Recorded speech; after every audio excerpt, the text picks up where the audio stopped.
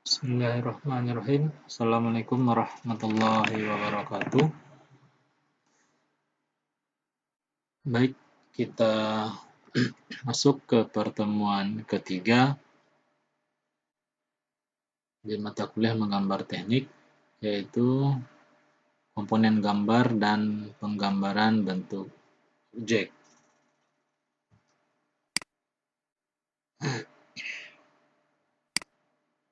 Kita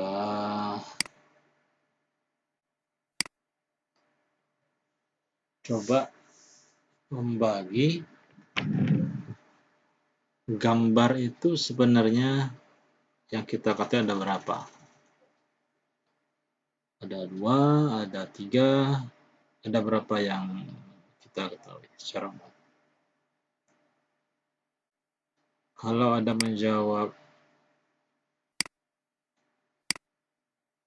gambar itu ada yang kita namakan dengan 2 dimensi. Apa dikatakan dengan 2 dimensi? Yaitu adalah gambar yang dibuat tegak lurus terhadap 2 sumbu. Sehingga satu benda itu dapat dilihat 6 macam gambar.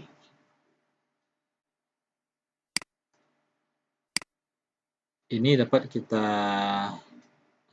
bisa bayangkan pada sebuah rumah. Tentu kita memandangnya adalah tampak depan, kita gambarkan 2 dimensi, tampak depan, tampak belakang, tampak samping, tampak samping kiri, samping kanan, tampak atas, dan tampak bawah suatu benda, biasa seperti itu. Itu dikatakan dengan 2 dimensi. Dan kita dengar juga dengan 3 dimensi, yang dimana gambar tersebut bisa dikatakan adalah lebih menampakkan suatu gambar sesuai dengan pandangan mata atau real, yang bisa kita katakan dia mempunyai 3 koordinat, yang berarti ada sumbu X, sumbu Y, dan sumbu Z. Kalau di 2 dimensi dikatakan ada 6 gambar, di sini kita bisa katakan jumlah gambarnya itu tidak terhingga, tergantung sudut pandang kita yang melihat bagaimana benda itu kita lihat. Kalau kita bagi secara umum lagi, gambar 2 dimensi itu bisa kita pisah menjadi gambar tampak, kemudian ada gambar potongan, nanti ini yang sebagai bentuk tugas kita. Kemudian gambar 3 dimensi ada namanya aksonometri, adanya perspektif. Ini 3 dimensi ini nanti kita coba di pertemuan keempat. Apa dikatakan aksonometri dan perspektif adalah di pertemuan kelima. Sekarang kita fokus pada gambar 2 dimensi, tampak dan potongan, nanti sebagian juga nanti ada proyeksi. Kita melihat pada gambar tampak. Gambar tampak kalau secara umum Anda pernah mengenal adalah gambar yang memperlihatkan bangunan dilihat dalam posisi tegak lurus. Dari depan, berarti dia tampak depan. Dari belakang, berarti dia tampak belakang. Dan dari samping, berarti dia adalah tampak samping, baik kiri maupun kanan. Seperti ini kita lihat. Kalau kita lihat dalam gambar 2 dimensi, kita menganggap kita tidak melihat dinding samping kiri, samping kanan. Kita anggap itu tidak tampak. Kita hanya tampak depannya yang berhimpit. Jadi pandangan mata kita tegak lurus terhadap bendanya. Gambar tampak dalam pembuatan gambar kita gunakan adalah garis sedang. Sedangkan untuk simbol bahan bisa kita gunakan dengan garis yang lebih tipis. Apa simbol bahan? Mungkin seperti gambar jendela, gambar pintu, gambar atap, dan sebagainya. Itu adalah bahannya. Kemudian kita ada namanya gambar potongan. Tadi gambar tampak, bisa lihat tampak depan, tampak samping, tampak belakang. Kemudian ada namanya gambar potongan. Sebenarnya adalah kalau kita mengenal adalah denah. Denah secara bahasa lainnya, tapi jarang dikatakan, dia merupakan adalah potongan dari horizontal. Kenapa dikatakan dengan potongan horizontal? Kalau kita lihat adalah gambar potongan yang dibuat secara horizontal dengan ketinggian. Jika kalau kita punya rumah, kita potong rumah itu pada tinggian 1 meter dan kita lihat ke arah bawah 1 meter dan kita lihat ke arah bawahnya. Sehingga gambar ini memperlihatkan adanya dinding yang terpotong, kemudian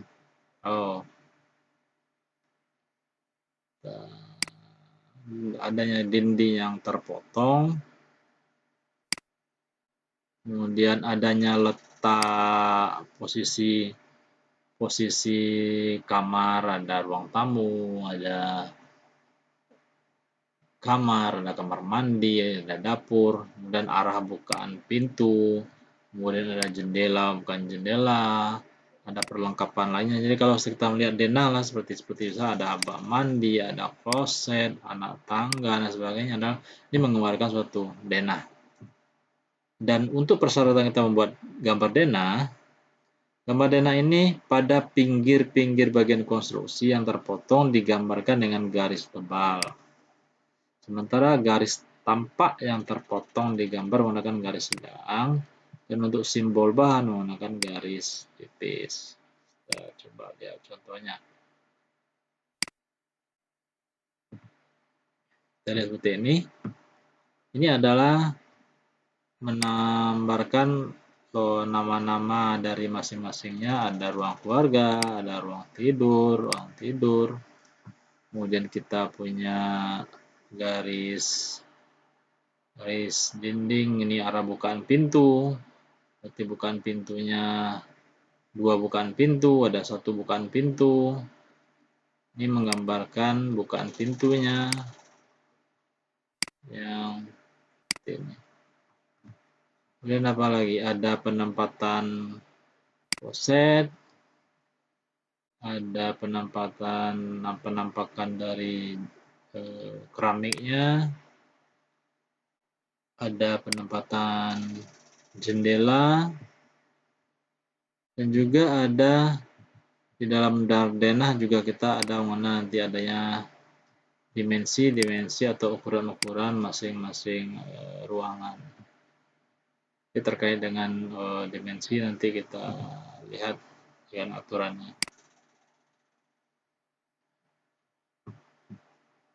Kemudian yang pertama tadi adalah gambar potongan secara horizontal, kita dengar dengan denah.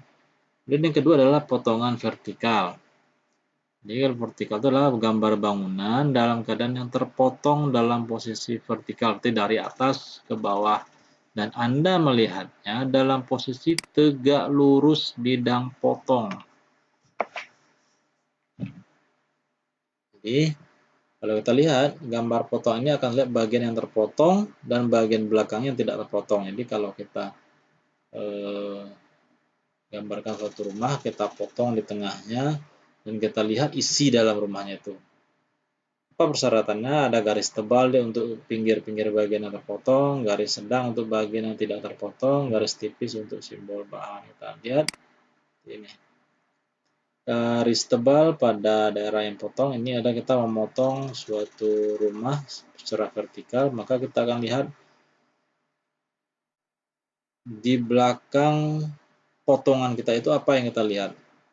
Maka kita lihat misalnya di sini ada kita sudah memotong fondasi, maka akan kita lihat bagaimana bentuk fondasinya. Kemudian situ akan kita lihat ada pintu di belakangnya. Kemudian ini ada dinding, ini ada garis tebal tadi. Terus yang terpotong, dinding terpotong kita kasih garis tebal. Kemudian ada bentuk kuda-kuda yang terlihat. Semua kita gambarkan. Ada posisinya di mana, di sini ada judulnya ruang tamu, ini ada kamar tidur, ada bentuk fondasi, serta dimensi. Juga ada ketinggian. Semuanya kita menggambarkan apa informasi yang bisa kita berikan sedetail mungkin pada gambar tanpa itu, gambar potongan ini. Kemudian dalam penggambaran kita juga mengenal adanya penunjukan ketinggian. Itu menggambarkan jika rumah kita berapa sih tingginya, kemudian dari lantai ke plafonnya berapa, kedalaman fondasi berapa, kemudian kalau ada beberapa lantai, ketinggian setiap lantainya berapa, juga kita menggambarkan ketinggiannya berapa. Ditandai dengan apa? Ditandai dengan adanya bentuk panah, tanda plus atau tanda minus. Yang berarti menunjukkan jika dia naik ke atas, maka di tanda plus. Jika dia dari titik nolnya berturun ke bawah, maka kita berikan dengan tanda minus dari ketinggian dasar. Tadi sudah kita katakan ketinggian menggambarkan dari potongan. Kalau kita menggambarkan potongan, kita akan melihat ketinggian bangunan kita.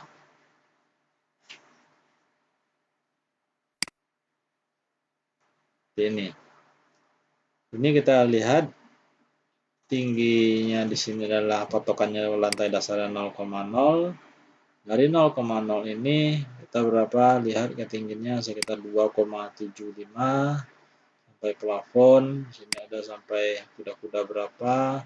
Ini dari bawah berapa sampai dak ada sekitar 3,5, ini ada 4,5. Menggambarkan dengan ketinggian.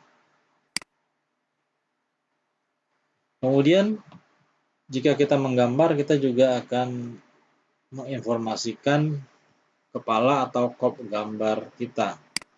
Kepada itu, di mana kita tempatkan? Ada beberapa model. Yang pertama kita bisa tempatkan di sudut kanan bawah dengan informasi yang simple, atau kita dengan informasi yang detail kita buat di samping kanan. Kalau Anda mengenal bahasa legenda, ini dia seperti sini ada legenda. Apa saja yang kita informasikan di sini. Informasi yang ada pada kop gambar bisa terkait dengan nama proyek atau nama gambar kita, nama klien kita siapa, alamat kalau telepon dengan jelas siapa yang mengerjakan membuat gambar, kemudian yang bertanda tangan siapa terkait orang yang mendesain, drafternya juga, orang yang menyetujui gambar juga. Kemudian di sini nanti apa judul gambar kita, skala gambar, keterangan gambar, bahkan ada nomor, kode, dan jumlah gambar. Ini salah satu contoh saja. Misalnya ini adalah nama proyeknya, misalnya nama Denah Gedung A. Siapa kliennya adalah Dinas Pekerjaan Umum Provinsi Sumatera Barat. Sini ada skala, ini ada nama perencana, ini ada drafter siapa yang gambarnya, ini ada nama yang meriksanya, ini di penyetujunya nama siapa, ini di paraf masing-masing. Misalnya ada gambarnya ada 10, maka misalnya ini gambar 1 dari 10. Kodenya kode apa, atau ini lembar keberapa, macam-macam. Lembar kedua, macam-macam. Ini model dari stick atau kop gambar. Bentuknya banyak. Minimal ada informasi terkait nama proyek, nama klien, siapa yang menggambar, kemudian judul gambar, skala gambar, terang gambar. Ini yang belum ada sini adalah keterangan gambar. Jika memang gambar itu perlu keterangan, maka kita harus buat kolom yang ada namanya keterangan gambar. Kemudian kita juga memberikan dimensi atau ukuran. Tujuannya apa? Untuk menjelaskan jarak dan ukuran dari komponen konstruksi. Ya, dia disajikan dalam garis bantu untuk menunjukkan posisi dan angka besaran. Itu sebagai ukurannya. Satuannya tergantung dari ketelitiannya, mulai dari milimeter, sentimeter, atau meter sesuai dengan kebutuhan kita.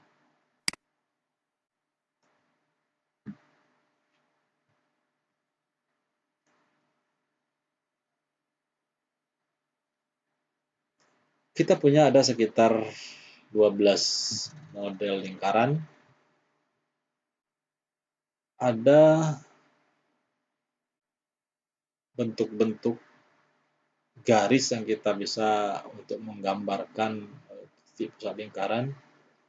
Dari 12 ini ada sekitar 3 yang secara umum bisa kita pakai. Ada bisa menebaknya? Sudah? Nomor berapa saja? A, B, C, D, F, atau K, Oke. Secara umum, untuk lingkaran, kalau Anda kita menggambar di AutoCAD, yang dipakai adalah nomor 4 cos.1 dengan ISO dengan namanya standar ISO 128/20. Apa nama garisnya adalah biasa kalau di AutoCAD itu adalah long dash dot narrow line atau garis putus-putus panjang bertitik tipis. Mana kira-kira? Oke, nomor G. Satu lagi kira-kira mana? Yes, ini secara umum. Tapi ada gambar, ada garis lain lagi yang bisa kita pakai. Ada yang milih F, ada yang milih J, F. Oke, mana? Kita lihat. H. Ini juga bisa kita pakai. Satu lagi. Dia ketebalan garisnya tipis. Kunci terakhir. Mana? Ya, yang C. Jadi, kalau Anda pengen membuat terkait dengan garis, menentukan garis pusat lingkaran, ada 3 model garis yang bisa kita pakai. Ini garis tidak putus, tapi dengan garis tipis. Ini adalah long dash dots narrow line, atau dengan garis panjang dan garis pendek yang bertemu di tengah. Jadi kita tidak bisa, sini ada miring, tidak bisa kita pakai, ini tidak simetris, tidak kita pakai. Jadi ada 3 kira-kira yang bisa kita pakai. Bagaimana dengan ukuran? Kalau Anda ini menggambar secara manual ya. Pertama adalah tebal garis. Tebal garis itu adalah sama dengan D atau profil pensil atau pena gambar bentuk lingkaran dengan ukuran diameter. Kan di pena kita itu ada yang pena 0,3, 0,4, 0,5. Itu menandakan adalah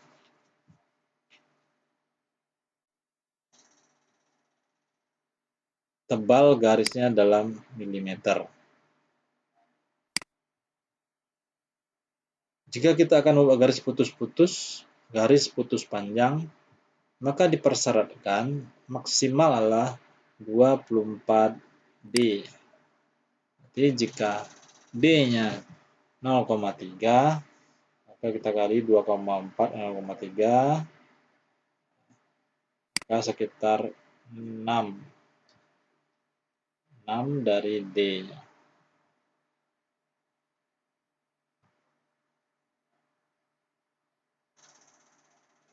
0,5 kita pakai.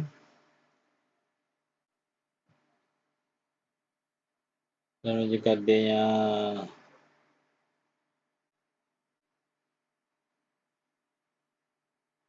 0, jika kita kemudian ada tebal garis ini, maka di sekitar 0,25. Jika pakai titik, maka kita buat 0,5D. Ini jika 0,5 ya. 0,4.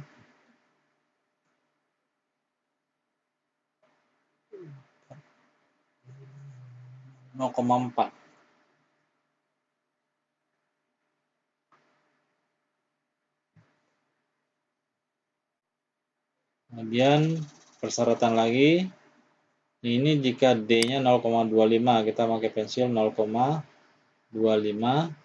maka jika kita panjangnya adalah 24D, maka hasilnya adalah 24 kali 0,25, hasilnya 6. Tebalannya 0,25 adalah 1,05. Kemudian jarak titik dengan panjangnya sekitar 3D. Kemudian jarak dari titik juga adalah sekitar 3D. Ini persyaratan jika kita pakai secara manual.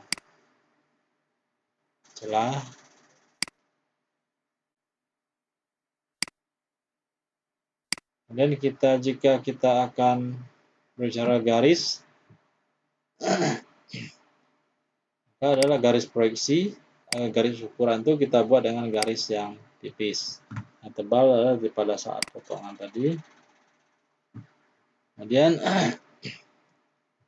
titik potongannya bisa dengan dibuat garis dengan memberikan sudut 45 derajat. Ini ada garis proyeksinya. Garis proyeksi ini adalah garis ukuran, dan jika kita menggunakan garis, kita berikan perpotongan 45 derajat. Jika perpotongan menggunakan titik besar, maka kita berikan bentuk titik dari bentuk proyeksi garis ukuran kita. Lagi, jika titik perpotongannya bisa dibuat dengan tanda panah. Ini boleh Anda pakai kalau nanti menggambar nanti, Anda bisa pakai anti, pakai yang garis dengan miring 45 derajat, atau dengan tanda panah.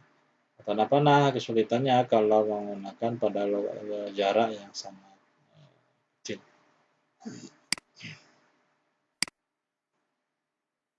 Ukuran praktis itu proyeksi dan garis ukuran tidak boleh berpotongan dengan garis lain yang tidak terpakai. Jadi pada ukuran itu tidak boleh berpotongan yang tidak terpakai. Kemudian ukuran sejajar berjarak sama, antar ukuran sama. Nanti kita lihat ukuran dibuatnya lebih lengkap. Ukuran berada di luar jika perlukan, boleh di dalam jika ada. Nanti kita lihat mana yang di dalam, mana yang di luar.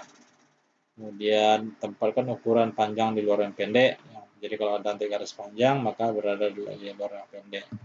Garis besar tidak boleh sebagai garis ukuran. Garis proyeksi tegak lurus, gambar dan garis ukuran sejajar. Kita lihat.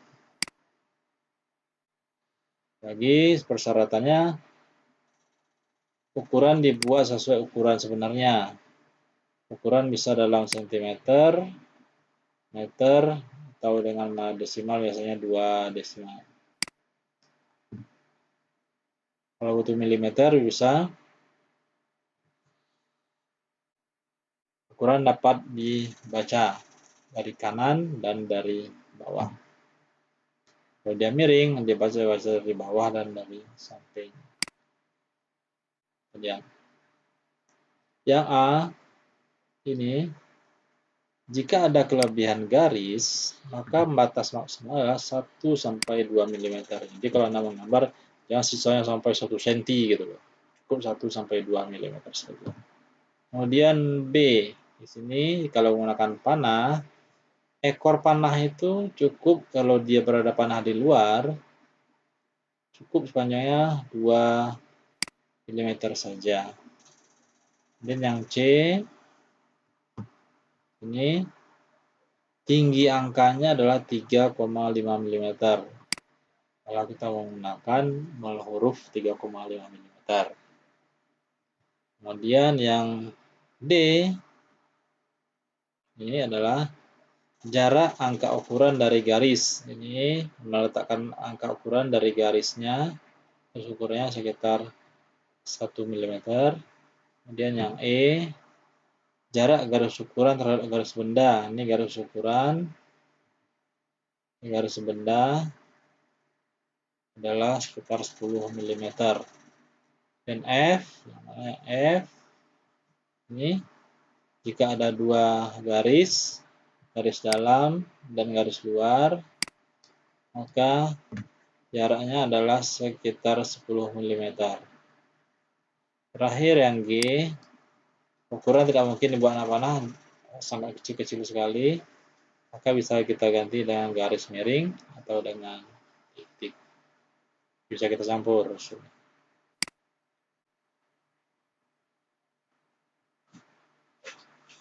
Bagaimana Anda nanti akan membuat ukuran lingkaran? Ukuran lingkaran dan bagiannya selalu pada pusat ke pusat. Jadi pada titik satu lingkaran ke lingkaran lain, tidak dari pusat ke pusat. Kita harus selalu perhatikan garis tengah sebuah lingkaran, tidak jari-jari. Dapat juga dengan simbol garis tengah. Menunjukkan jari-jari di busur dipasang dengan simbol jari-jari. Kalau Anda pasang jari-jari maka adalah busur. Ukuran sudut menggunakan busur sebagai garis ukuran, memberikan panah kedua ujungnya dengan sudut. Misalnya simbol pengukuran pada yang A, kita lihat diameter, ini tanda diameter menunjukkan bahwa berarti penampang sini adalah penampang yang bulat. Jika menggunakan S, diameter menunjukkan berarti dia adalah bentuknya adalah bola dengan jari-jarinya. Kemudian jika dia berwujud sangkar, maka dia adalah garis diagonal dari penampang segi 4. Ini kalau dia dalam kurung, maka dia adalah mutlak. Dia tidak ada toleransi. Pas. Anggap pas, dan ini masih ada toleransi. Jika dia ada kemiringan, chamfer di ujungnya, maka bisa kita buat 5, berarti panjang chamfernya adalah 5 dengan kemiringannya 45 derajat. Karena jika dia ulir, maka adalah dia M12 kali 1,75, maka dengan M12 maka dikatakan adalah dengan diameter 12 dengan kisarnya sekitar 1,75, ini kepala baut. Kemudian kita lihat jenis-jenis pengukuran. Yang pertama adalah pengukuran berantai. Seperti apa pengukuran berantai? Di sini kita lihat misalnya ukuran berantai itu adalah tadi ini sudah kita gambarkan berantai, maka dia menggambarkan 15, berarti ini masing-masing segmennya menggambarkan masing-masing ukuran. Jika di sini di dalam kurung menandakan jika kita pasang panjang garis keseluruhan. Tapi jika 25 ini kita tidak buat, maka langsung saja sampai sini, sampai 35 ini saja, ini tidak dibuat. Bisa kita pasang 100 Jika kita pengen buat secara mutlak, maka 120-nya tidak kita buat. Tapi kalau kita pengen gambarkan juga saudara, maka yang 25 kita kasih garis dalam kurung. Yang paralel seperti ini, dia menggambarkan dari pangkal. Oke, ini dari jarak dari pangkal. Ini dari 15, sedikitnya 30, ini 60, seterusnya. Ini paralel. Kemudian ada yang namanya berurutan. Kita ngambil satu titik tengah, tarik ke kanan atau ke kiri. Ini ada satu titik acuan yang menggambarkan dari titik acuannya ini 30, dari 65, 90 berarti 30 itu sampai sini, 65 itu sampai sini, 90 adalah dari 0 ke sini. Ini 15, ini adalah 30. Bagaimana jika dia jaraknya sama, perlingkaran? Ini maka dari tepi kita kasih di sini adalah 20, jarak dimensinya ada dari titik pusat lingkaran ke pusat lingkaran 10, dan ada sekitar 20 lingkaran, maka bisa kita kasih break, dijelaskan yang lalu, sebanyak 20 kali 10. Bagaimana dengan ada jika pakai koordinat? Kita gambarkan dari yang kita kasih dengan tak 1, tak 1, tak 2. Ini adalah A, B, C, D, E, dan F. Kita lihat bagaimana posisinya. Ada sumbu X, ada sumbu Y, ada diameter. Kita lihat yang A. Yang A posisinya adalah X-nya, X adalah 10. Dari sini, sini. 10. Y dari pangkal ke sini berarti sekitar 15. Diameternya berapa? Kita ketahui sini ada R7. Jika R jari-jari 7, maka kita ketahui diameternya adalah 14. Itu juga seterusnya yang B, kita lihat dari pangkal sini 35, kemudian posisi Y-nya 15, kemudian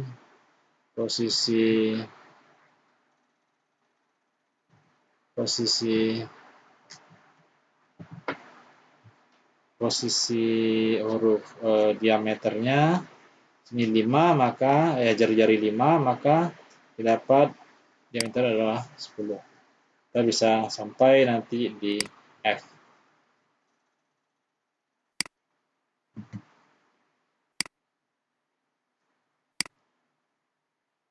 Sekarang kita ini siapa bisa menebak mana di antara yang 1 atau 2, mana yang salah, mana yang benar. Saya kasih waktu sekitar 10 detik. Coba Anda pikirkan. Apakah 1 atau 2 berdasarkan kriteria pemberian dimensi. Ada yang dimensi tidak boleh saling berpotongan, ada yang garis panjang berada di luar, sebagainya. Itu Anda bisa lihat dari slide sebelumnya. Oke, ada yang sudah apa jawabannya? Mudah-mudahan jawaban kita sama. Yang 1 benar, yang 2 salah. Kenapa? yang kita bisa lihat, ini ada garis kecil, ada garis panjangnya di luar. Kalau di sini ada garis yang panjangnya berada di dalam, sedang garis pendeknya berada di luar. Itu akan membingungkan persilangan-persilangan seperti ini. Jadi akan salah. Kemudian selanjutnya dari A, B, C, D, dan E. Jadi mana yang terkait dengan mutlak dan sebagainya. Coba saya kasih waktu 10 detik. Di jawaban kita kunci. Mana A, B, C, dan D, E itu yang salah dan yang benar. 1.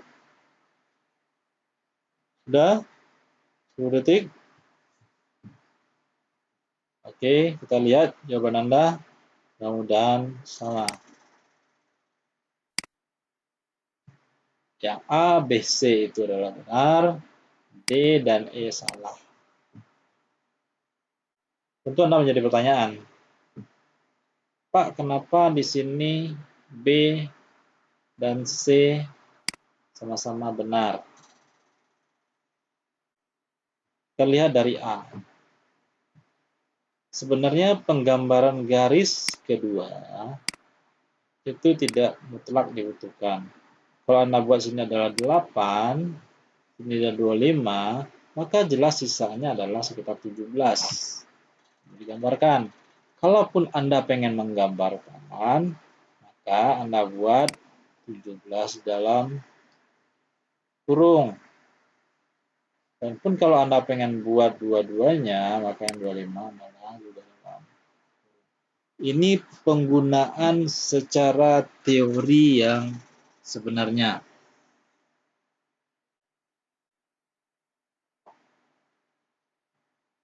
Dalam pelaksanaan banyak Anda lihat nanti di sini 8, 17, 25 tanpa seperti ini. Ini banyak Anda lihat di gambar-gambar tersebar di brosur.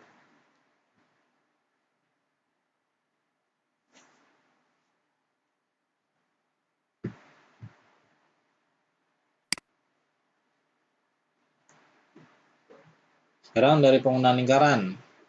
Coba Anda pilih nomor 1 dan nomor 2, mana yang benar, mana yang salah. Kata kuncinya adalah penentuan jarak dari titik pusat lingkaran ke titik pusat lingkaran. Oke, sudah jelas? Dan Anda? Oke, ini jelas karena dia tidak mengambil pada titik pusat lingkaran. Bagaimana nih bawah? Gambar 1, gambar 2. Mana yang benar, mana yang salah? Sekitar 10 menit, 10 detik.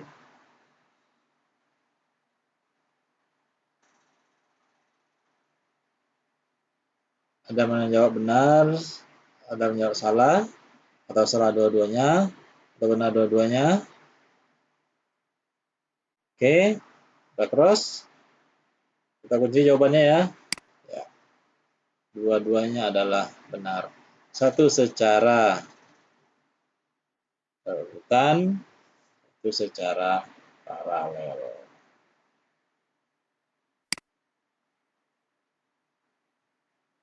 Oke, kita lanjut bagaimana penggambaran bentuk objek. Tadi kita di atas sudah kita bicara terkait dengan pandangan ortogonal, yaitu adalah gambar diproyeksikan tegak lurus terhadap bidang gambar atau bidang proyeksi. Jadi kita sudah gambarkan, dan satu gambar memperlihatkan satu bidang permukaan objek gambar. Ada tampak depan, tampak samping, tampak belakang, tampak atas. Posisi pandangan kita memandang tegak lurus dengan semua objek bidang gambar.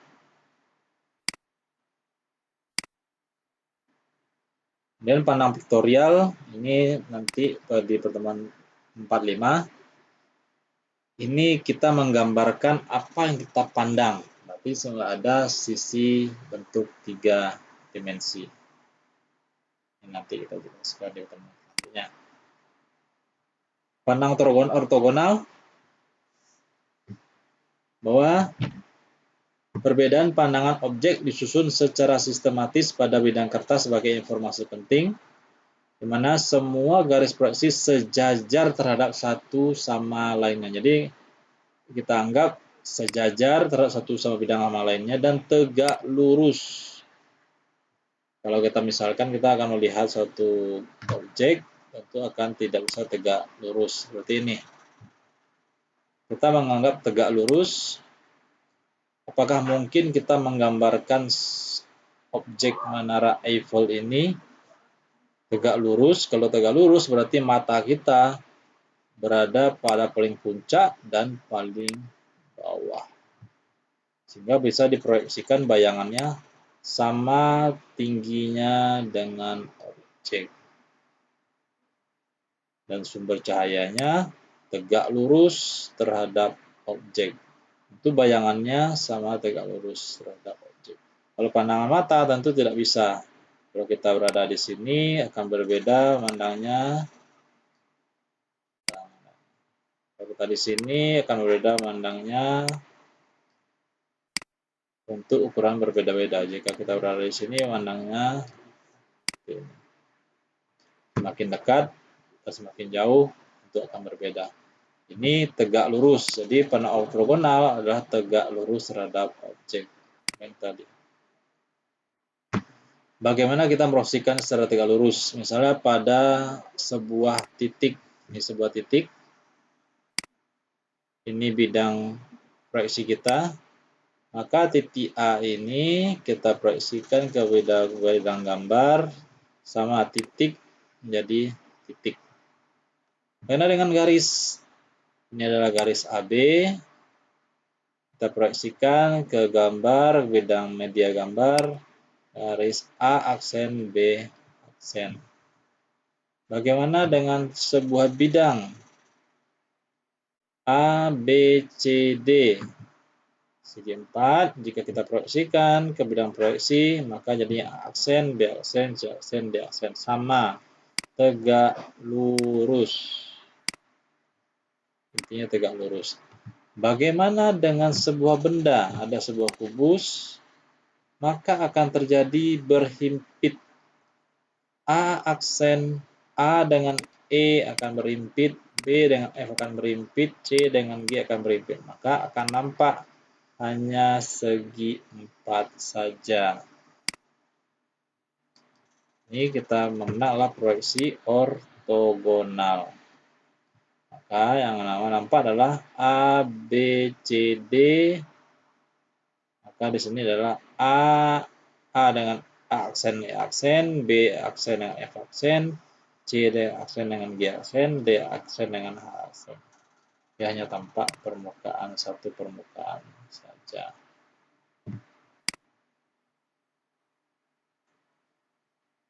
Ada dua macam proyeksi. Yang pertama adalah proyeksi Amerika. Kita belajar seperti proyeksi Amerika.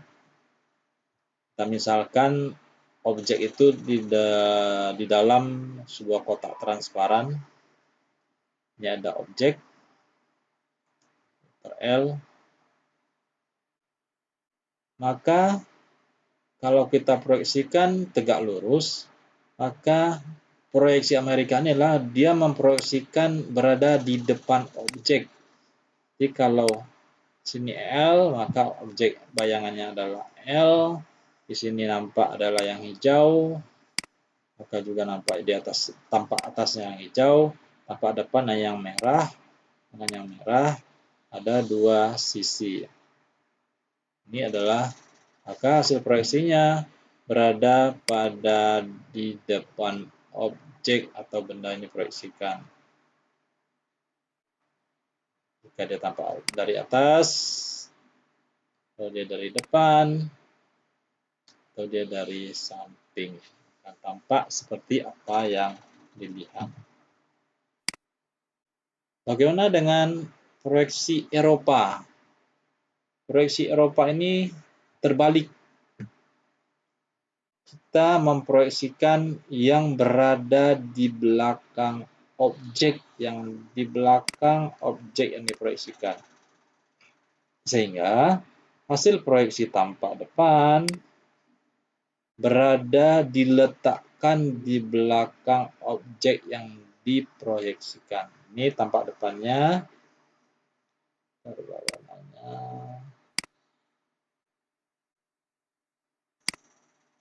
Ini yang merah tampak depan, kita pindahkan dia ke belakang.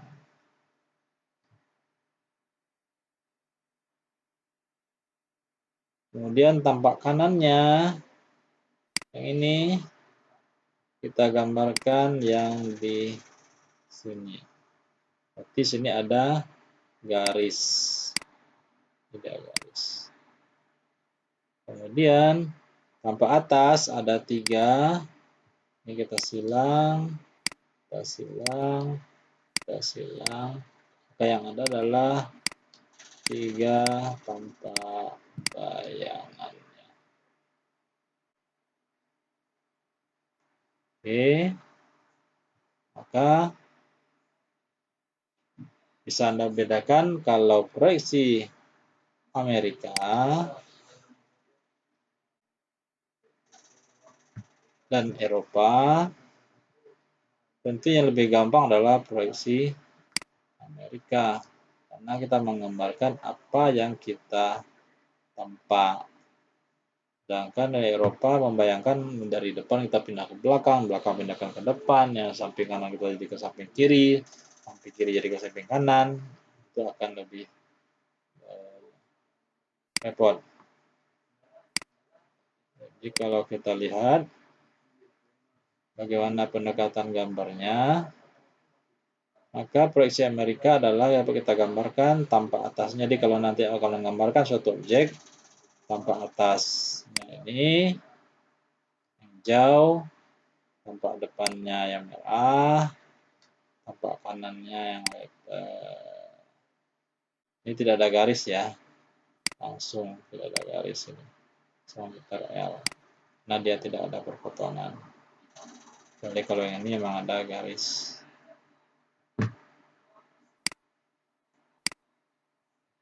Nah, sedangkan dari Eropa, maka tampak kanannya yang ini menjadi garis ini, mana ada garis putus-putus di balik ini. Karena ada garis, maka ada garis putus-putus.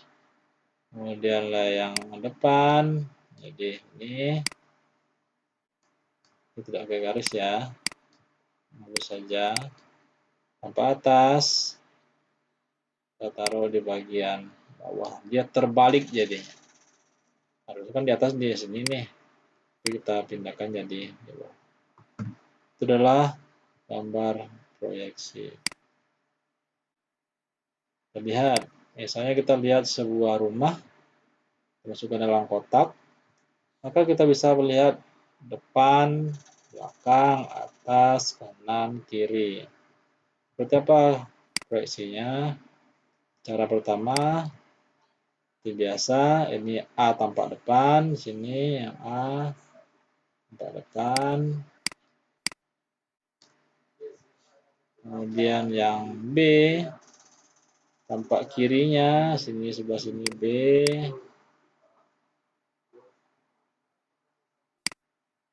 Kemudian yang C tampak kanan, C.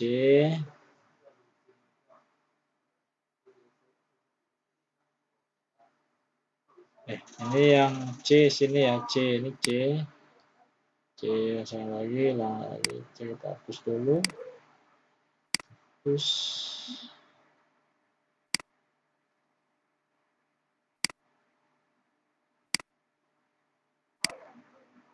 Di sini yang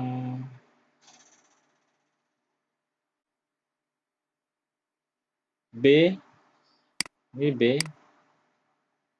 Ini dia bangunan yang ini bangunan yang ini bangunan yang depannya. E adalah tampak belakangnya. tampak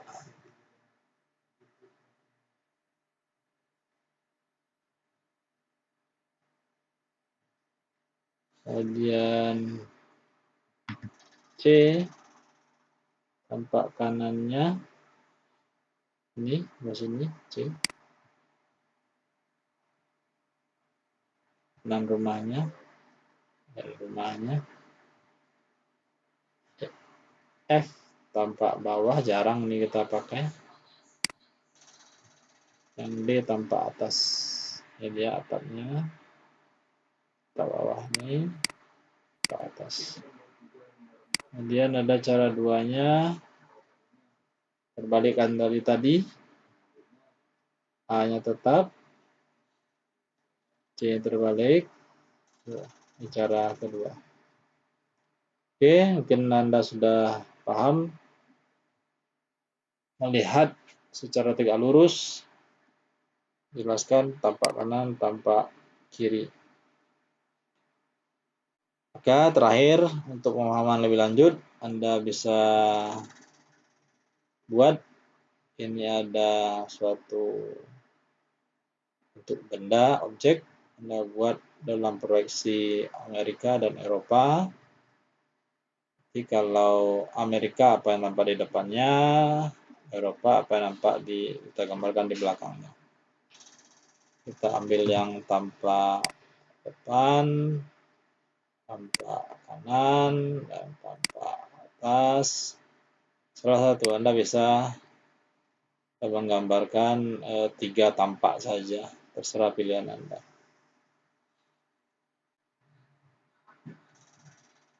Baik, tugas nanti bisa dilihat di kolom tugas mandiri dan dikumpul sesuai jadwalnya. Oke, terima kasih banyak. Alhamdulillah. Assalamualaikum warahmatullahi wabarakatuh.